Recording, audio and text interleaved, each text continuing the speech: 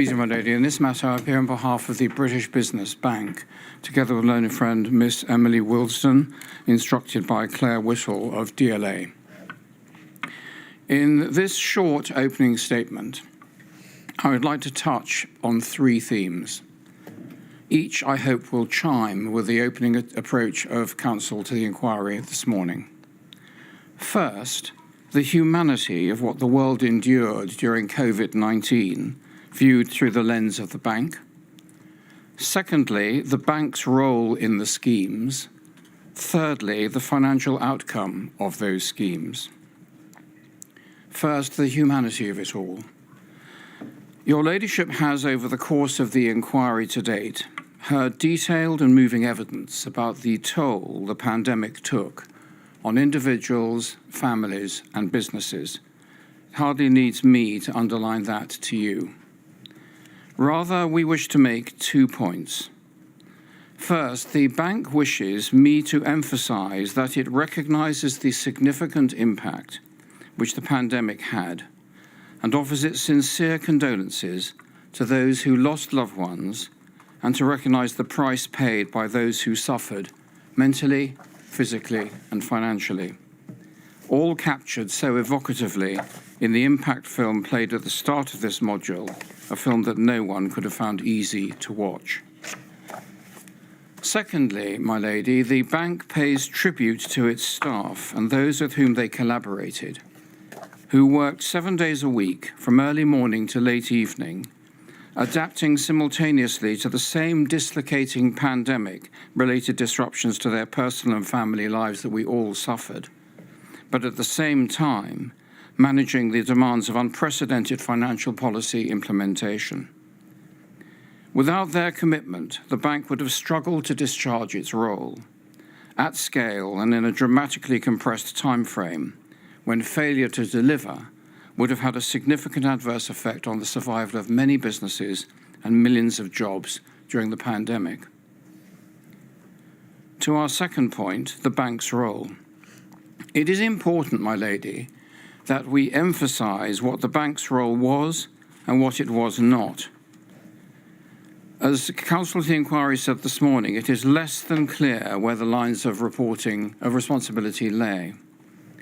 We wish to emphasize this because the contours of division as to role as regards the schemes that existed between the bank and government were not always obvious, as is evidenced by what Counsel to the Inquiry said earlier this morning, to those on the outside looking in, and consequentially the boundary between the role of the bank and the role of central government and ministers has not always been well understood in public commentary either at the time or since. So, first, the government's role.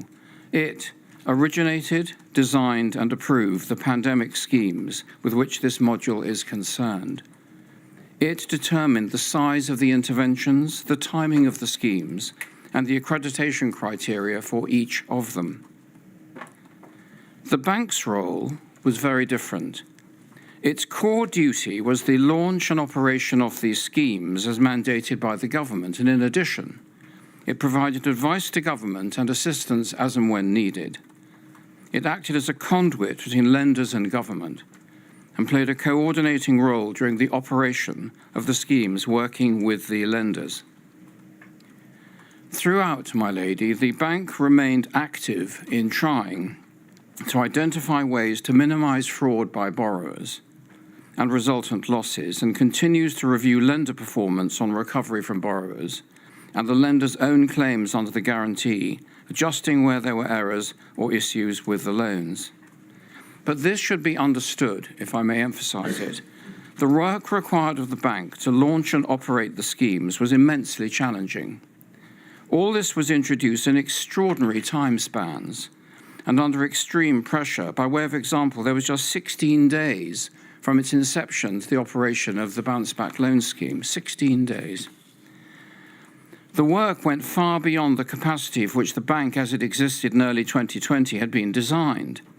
Indeed, the task required an exponential development of the bank in the most difficult circumstances. For example, its headcount went from 250 before COVID to 600 after COVID. It went from supporting 98,000 businesses with $8 billion of finance before COVID to supporting about 1.65 million businesses with 82 billion of funding post-COVID. This exponential development has been informed by lessons learned on many fronts and has led to its capacity, its systems and its processes all being significantly enhanced and evolved from those in place pre-pandemic. It's resulted in the bank having a model for future emergency lending, and the bank being in a much better position to support the UK government and economy in the event of any future shock. Third and last, the financial outcome of the schemes. The bank wishes to emphasise these three things. First, and whilst we recognise, my lady, not directly a matter for the bank itself, its perception is that these schemes that eventuated reflected what could be achieved given the time available and the parameters set by government. Secondly, it is recognised that if the schemes were run again, they would benefit from the knowledge and experience gained through the disaster of this pandemic.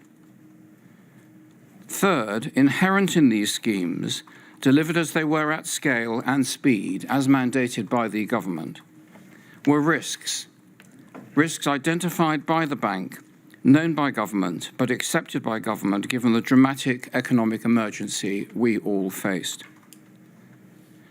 The bank recognises this is not a time to be blasé. There is rightly public concern about the level of fraud and error and the impact on public spending via the government guarantees. This is a concern that the bank shares and on which it provided clear and robust advice in real time. But bearing in mind, my lady, the level of risk that the bank originally identified in its reservation notices, which are, as you know, formal letters sent by the bank to the Secretary of State, highlighting specific risks of relevant schemes, the actual level of identified fraud and the overall ineffectiveness in terms of jobs and livelihoods may, on final analysis, prove to be better than some commentators would have it. So this should also be said. The positive impact of the schemes is undoubted. That leapt large from the screen in the film we saw at the beginning of this module. And when looking at what went wrong, it is important to do that in the context of what went right. From data effective as at the end of June 2025, these facts can be distilled. First, that £82 billion of finance was delivered through the schemes. Secondly, but for the government guarantees, lenders would not have been willing and able to provide billions of pounds of lending, nor at such speed, meaning that many businesses that stayed afloat would have sunk with the consequential loss of employment. Thirdly, as regards the rate of repayment, 4 points can be made by volume, meaning by counting the number of individual loans published for the period ending the 30th of June 2025 and set out in our written opening, paragraph 55 and following. The picture is encouraging. The vast majority of loans are fully repaid or on schedule. Of the remainder, the number the bank anticipates to be default is lower than initially projected. And looking at the value of the loans made and the ultimate amount which it is likely to be spent on the government guarantee, the picture is broadly even better. The fourth general point we'd make is to pick up on a point that was made by my learned friend in his opening address this morning. On bounce-back loans, which has the highest level of suspected fraud attendant to it, as you know, lenders have flagged about 4% of the 46.48 billion of drawdown value as suspected fraud. In no sense does the bank take this level of loss lightly, but it must be seen as the price paid for the delivery of the schemes at scale, at speed, in extremis. And finally, my lady, may I emphasize this. All this must be set against the fact that the schemes provided tens of billions, initial estimates suggest up to £77 billion, of additional gross value added to the UK economy. And as a result, hundreds of thousands of businesses and up to 3.5 million jobs were saved. With that, we leave these opening submissions. Well, thank you for allowing us to make them, and we stand ready to assist the inquiry in any way we can over the weeks to come.